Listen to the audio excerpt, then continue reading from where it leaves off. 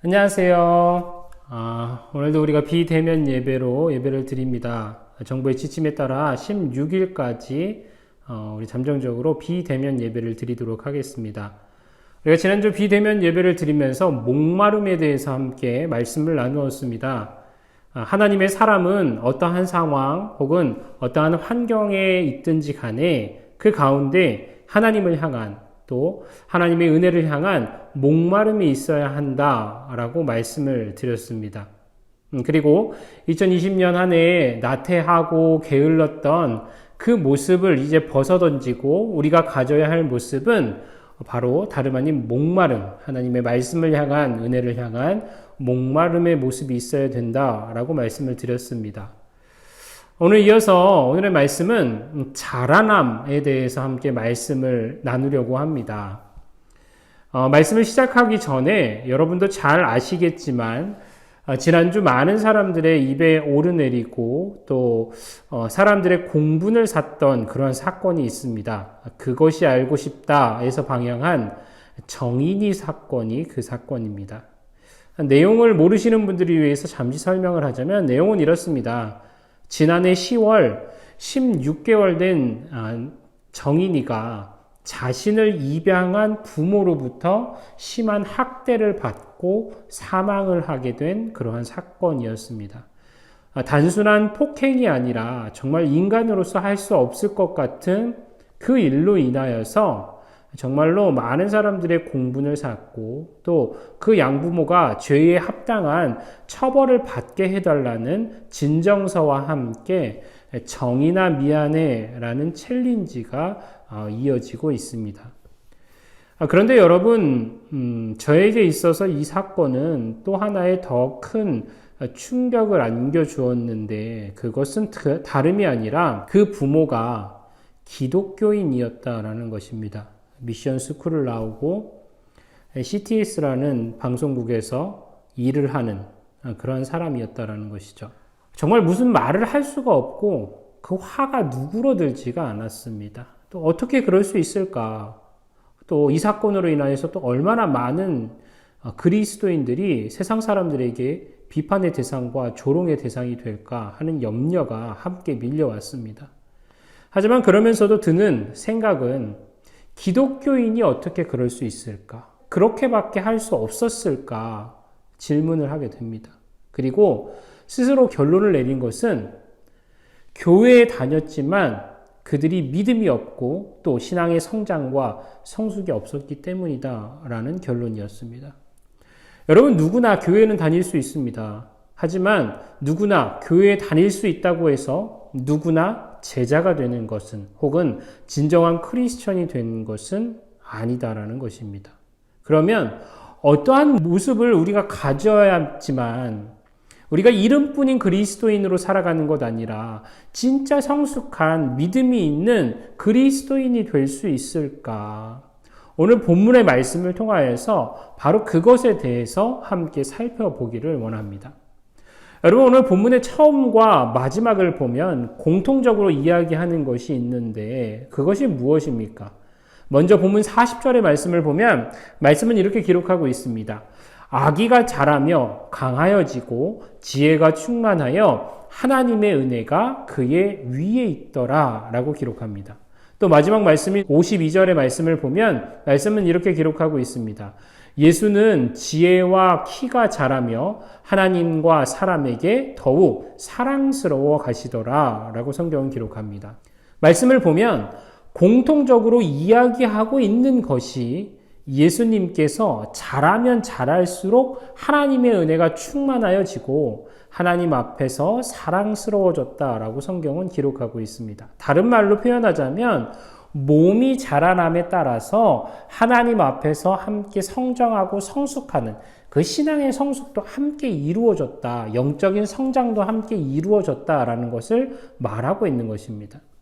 그런데 바로 우리 가운데 필요한 모습이 이러한 모습이다라는 것입니다. 한 해를 보내고 또 한 해를 맞이할 때마다 나이가 한 살 한 살 들고 신앙의 연수가 늘어남에 따라서 우리는 하나님 앞에서 성장과 성숙, 특별히 영적인 자라남이 있어야 된다라는 것입니다. 그러면 어떻게 하면 그 신앙의 성숙과 성장, 영적인 자라남을 우리가 이룰 수 있는 것일까? 크게 두 가지로 나눌 수 있습니다. 첫 번째는 겸손히 배우려고 하는 마음이 있어야 합니다. 오늘 본문 46절과 47절의 말씀을 보면 말씀은 이렇게 기록하고 있습니다. 사흘 후에 성전에서 만난즉 그가 선생들 중에 앉으사 그들에게 듣기도 하시며 묻기도 하시니 듣는 자가 다 그 지혜와 대답을 놀랍게 여기더라 라고 성경은 기록합니다. 먼저 어린 예수님이 랍비들, 선생들의 이야기를 듣기도 하고 또 그들에게 묻기도 했다라고 기록하고 있는데 여기서 듣는다라는 것은 경청을 의미합니다. 다시 말해서 주의 깊게 듣고 그 내용을 소화했다라는 것을 말하고 있습니다. 그리고 이해가 잘 되지 않는 부분에 있어서는 다시 물었다라고 성경은 기록하고 있습니다. 질문했습니다. 왜냐하면 그래야 내용에 대해서 정확하게 소화할 수 있기 때문입니다. 뿐만 아니라 사흘 후에 만난즉이라고 성경은 기록하고 있는데 랍비들에게 듣고 묻고 배우는 일에 몰두하여서 사흘이라는 그 시간이 지났다라는 것을 성경은 말하고 있습니다. 여러분, 우리는 이 모습을 통해 겸손의 마음으로 배우려고 하는 그 사람들이 꾸준하게 성장하고 자라난다는 것을 알 수 있습니다. 어린아이들뿐만 아니라 어른들도 겸손한 마음으로 듣고 묻고 배우려고 하는 사람들이 특별히 신앙생활에 있어서도 그러한 질문과 들음, 경청이 있어야지만 인격과 신앙 모두가 하나님 앞에서 자라날 수 있게 된다라는 것입니다.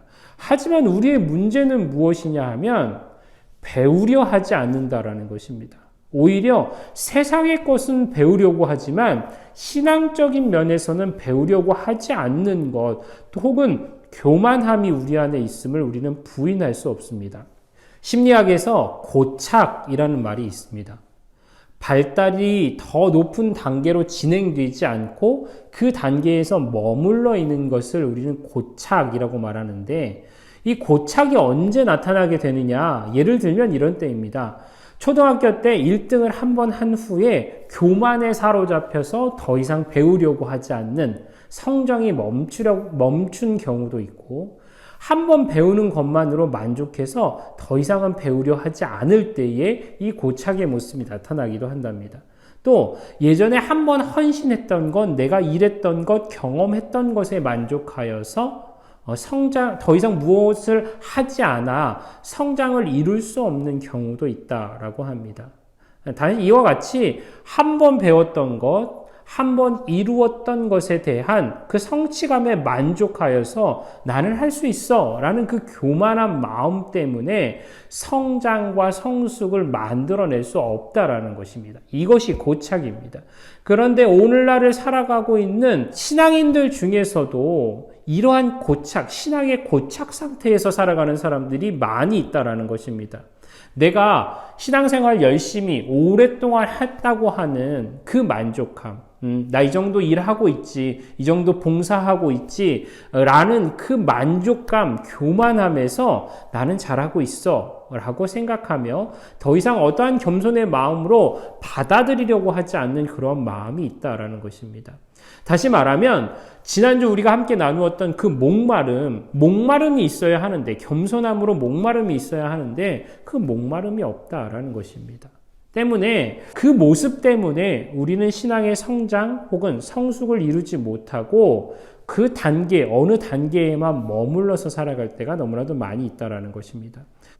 그리고 또 하나, 겸손히 배우려는 마음과 함께 필요한 것은 무엇이냐 하면 우리의 관심사를 하나님의 일, 하나님에 관한 것이 우리의 관심사가 되어야 된다라는 것입니다. 여러분, 사람에게 있어서 관심사라는 것은 굉장히 중요한 것입니다. 왜냐하면 자신이 관심이 있는 것이 무엇인가에 따라서 그 사람의 마음가짐이나 그 사람의 인생의 방향이 달라지게 되기 때문입니다. 신앙생활에서도 마찬가지입니다.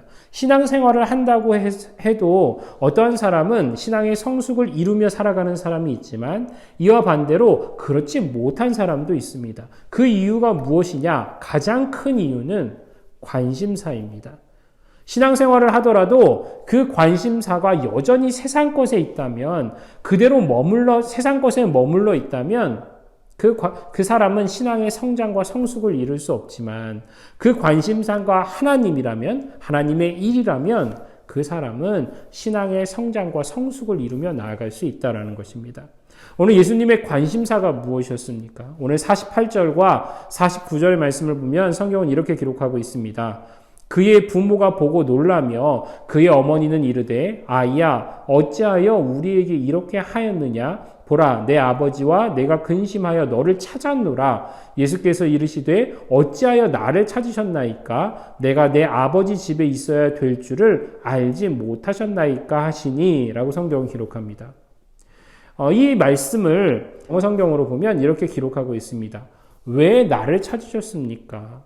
나는 나의 아버지의 일에 대해 알아야 한다는 것을 알지 못하십니까? 라고 성경은 기록하고 있습니다. 예수님은 자신이 왜 아버지의 집, 그 하나님의 성전에 있을 수밖에 없었느냐? 하나님의 일에 대해 알기 위해서 그 성전에 머물러 있을 수밖에 없었다라는 것을 지금 어머니에게 이해하게 하고 있는 것입니다. 한마디로 말해서 그 관심사가 하나님의 일이었고 하나님의 일에 몰입해 있었다라는 것을 성경은 말하고 있는 것입니다. 많은 신앙인들이 신앙의 성숙과 성장에 관심을 갖지만 그것을 이루지 못하는 이유가 있다면 관심사가 다른 것에 쏠려 있기 때문일 것입니다. 또한 그것이 오늘날 우리의 모습임을 또한 우리는 부인할 수 없습니다. 하지만 오늘 말씀을 통해 그 신앙의 성장과 성숙을 이루기 위해서 우리가 가져야 할 모습이 무엇이라고 말하고 있습니까? 우리의 관심사가 하나님과 하나님의 일이 되어야 한다라는 것을 말하고 있습니다. 그리고 그때에 신앙의 성숙을 이루며 성장을 이루며 영적인 자라남을 우리가 체험하며 살아갈 수 있게 된다라는 것입니다. 여러분 오늘 스스로에게 질문해 보시기 바랍니다. 여러분은 영적인 자라남을 경험하며 살아가고 있습니까? 나이가 들어감에 따라서 신앙의 연수에 따라서 여러분의 신앙의 성장과 성숙이 나타나고 있습니까? 혹시 그렇지 못하다면 이제는 그 신앙의 성장과 성숙을 위해서 무엇을 해야 할지를 생각해 보고 무엇을 할지를 결단하며 살아갈 수 있는 믿음의 사람들이 되기를 간절히 소망합니다. 성장이 없으면, 영적인 자라남이 없으면, 하나님의 말씀에 대해서 알아가지 않으면 우리는 이름뿐인 그리스도인이 될 수밖에 없습니다. 우리가 세상에 관심을 두는 것보다 하나님께 더 관심을 두고 하나님의 나라와 하나님의 그 말씀에 더 관심을 두고 살아갈 수 있는 믿음의 사람들이 되기를 소망합니다. 그때에 이러한 모습을 우리 가운데 가질 때에 우리는 성장과 성숙, 영적인 자라남을 가지고 살아갈 수 있을 것입니다. 청년의 때에 관심 갖는 것 많이 있지만 다른 무엇보다 하나님의 말씀에 관심을 두시기에 간절히 소망합니다. 겸손한 마음으로 하나님의 말씀을 들으시길 바랍니다. 그리고 그 모습으로 인하여서 신앙의 성장과 성숙을 이루며 나아가시는, 더 나아가 하나님의 기쁨이 되는 모습으로 살아가시는 저와 여러분 모두가 되시기를 간절히 축원합니다.